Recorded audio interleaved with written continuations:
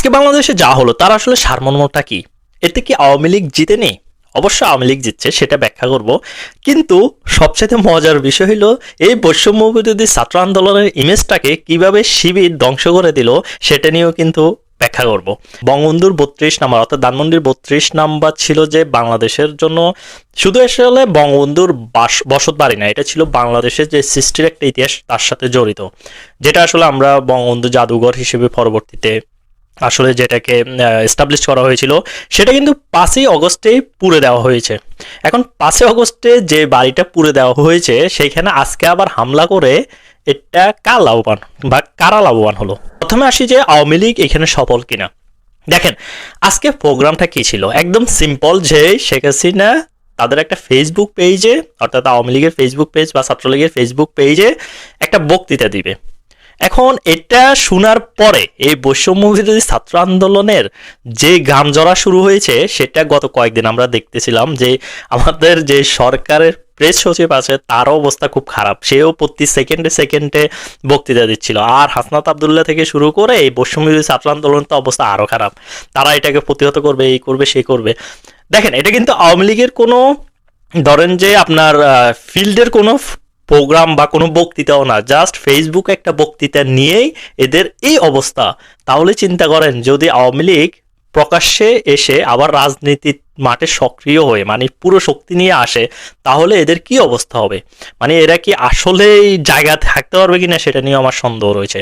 এখন দেখেন আজকে আওয়ামী লীগ বা শেখ হাসিনা তার বক্তৃতা ঠিকই দিয়ে দিয়েছে, এটার প্রতিক্রিয়া আপনারা কি করলেন? 32 নম্বরে বুলডোজার দিয়ে আপনারা ধ্বংস করলেন, প্লাস হলো যায় শেখ পরিবারের যে বাড়ি ছিল সেটাও ধ্বংস করলেন। এখন এখানে আওয়ামী লীগ প্রতিপক্ষ হিসেবে কোনো প্রতিরোধ তৈরি করে না। তার মানে হলো প্রথম কথা হলো যে আওয়ামী লীগ যে প্রোগ্রামগুলো দিচ্ছে সেটাকে আপনারাই মোটামুটি পালন করতেছেন, খুবই সুন্দর। আওয়ামী লীগকে পালন করতে হয় না, আপনারাই রাজনীতিতে আওয়ামী লীগকে আরো বেশি স্পেস দিচ্ছেন, সেটা খুবই ভালো জিনিস আওয়ামী লীগের জন্য। আরেকটা ইন্টারেস্টিং বিষয় দেখেন, আওয়ামী লীগের এই যে প্রোগ্রামগুলো তারা পুরো ফেব্রুয়ারি মানে 18 তারিখ পর্যন্ত যে প্রোগ্রামগুলো দিল সেখানে কিন্তু আমরা যেটা দেখতে পাইলাম যে আগে কিন্তু জয় বাংলা স্লোগানগুলা মানুষ বাসায় বসে দিত বা ফেসবুকে বা কিছুতে লিখে দিত, প্রকাশ্যে ছিল না। কিন্তু যখন লিফলেট বিলির যে প্রোগ্রামটা ছিল সেটা কিন্তু মানুষ হাটে বাজারে গিয়ে আপনার সেটা বিলি করছিল। তার মানে হলো আওয়ামী লীগের যে তৃণমূল নেতাকর্মীরা আছে তাদের কিন্তু অলরেডি বয়ডর ছুটে গেছে বা বয়ডরটা এখন আর নাই, তারা অলরেডি মাঠে নামা শুরু করছে। এর থেকে বড় কথা হলো যে এখন তারা স্ব ইচ্ছে গিয়ে গ্রেপ্তার হইতেও আসলে কোনো মানে পিছপা হচ্ছে না, তাদের মধ্যে সে বয়ডরটা চলে গেল। আজকের ঘটনার পরে আমার মনে হয় সেটা আরো বেশি চলে যাবে আওয়ামী লীগের নেতাকর্মীদের থেকে, বিশেষ করে তৃণমূলের যে নেতাকর্মী আছে তাদের থেকে কিন্তু এই বয়ডরটা চলে যাবে। তারা কিন্তু সামনের যে প্রোগ্রামগুলো আছে সেটা আরো শক্তিশালী বা আরো শক্তভাবে তারা জানান দেবে। এখন আসেন এই যে বৈষম্য বিরোধী ছাত্র আন্দোলন যে একটা ট্র্যাপে পড়ছে সেটা একটু মানে আপনাদেরকে ব্যাখ্যা করি।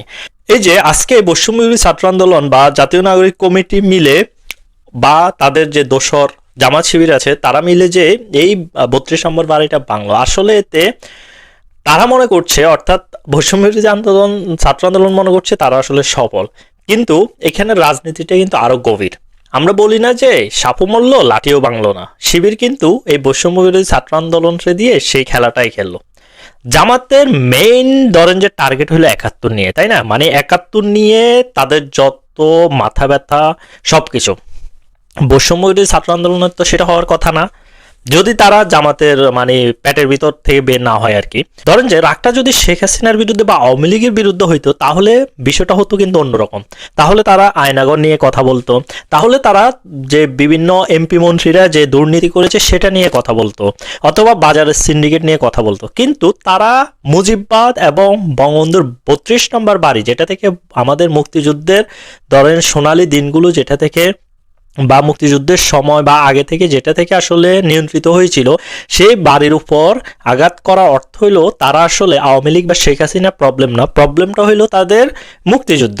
এখন এই বৈষম্য ছাত্র আন্দোলনকে দিয়ে এই জামাত শিবির এই কাজটা কিন্তু করাই ফেলছে। তার মানে এখানে তারা 71-এর আরেকটা উপাদানে হামলা করার চেষ্টা করলো। ওকে, এখন আরেকটা বিষয় যে খেয়াল করেন সেটা হলো যে বৈষম্য ছাত্র আন্দোলন কয়েকদিন পরে তো আপনার রাজনৈতিক দল ঘোষণা করবে, তাহলে তাদের ইমেজটাও নষ্ট করতে পারলো আর কি জামাত শিবির এই ধরেন এটা দিয়ে।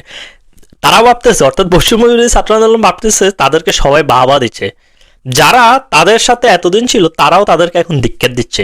এবং কয়েকদিন পর আরো দেখবেন এই ধিক্কারের পরিমাণ আরো বাড়তেছে। সো শিবির এখানে দুইটা কাজে করলো, এক হলো যে মুক্তিযুদ্ধকে তাদের যে ক্ষোভ সেটা জাগতে পারলো, সেটা ধ্বংস করার চেষ্টা করলো, যদিও 32 নম্বর ঘুরে দিল বা 35 নম্বর ছাই করে দিল, 32 নম্বরের গুরুত্ব 32 নম্বরে থাকবে। আরেকটা কাজ করলো, এই বৈষম্য বিরোধী ছাত্র আন্দোলনের যে নতুন রাজনৈতিক প্ল্যাটফর্মটা আসলো সেটাকে অলরেডি তারা বিতর্কিত করে দিল। এই রাজনৈতিক চালের মধ্যে কিন্তু বৈষম্য বিরোধী বা এই রাজনৈতিক ট্র্যাপের মধ্যে কিন্তু বৈষম্য বিরোধী ছাত্র আন্দোলন অলরেডি পড়ে গেছে। আপনারা দেখেন বৈষম্য বিরোধী ছাত্র আন্দোলন বা ধরেন যে এই সমন্বয়কদের মেইন প্রোগ্রামটা কি ছিল, যে শেখ হাসিনার আজকের বক্তৃতা নিয়ে তাদের মেইন প্রোগ্রামটা ছিল যে তারা বিভিন্ন জায়গার ডকুমেন্টারি প্রদর্শন করবে। হঠাৎ করে তাদের মনে হলো না 32 নম্বর পুরে দিতে হবে। এটা কার মাথা থেকে আসছে এবং কার উদ্দেশ্যে আসছে? এখন 32 নম্বর বাড়ি তো আগেই পুড়ে গেছে, সেটা এখন আবার পোড়াইলেও যে আওয়ামী লীগের খুব ক্ষতি হয়ে যাবে তা না। এই 32 নম্বর পূর্বে আবার সেটা আরো বেশি তত্ত্ব সমৃদ্ধ হয়ে সেটা প্রতিষ্ঠিত হবে, এটাই বাস্তবতা। এবং আপনি চাইলে 32 নম্বরকে বাংলাদেশের ইতিহাস থেকে মুছে দিতে পারবেন না, সেইখানে আপনি পুরে ছাই করে দেন, তারপরেও সেখানে 32 নম্বরের ইতিহাস জড়িত থাকবে।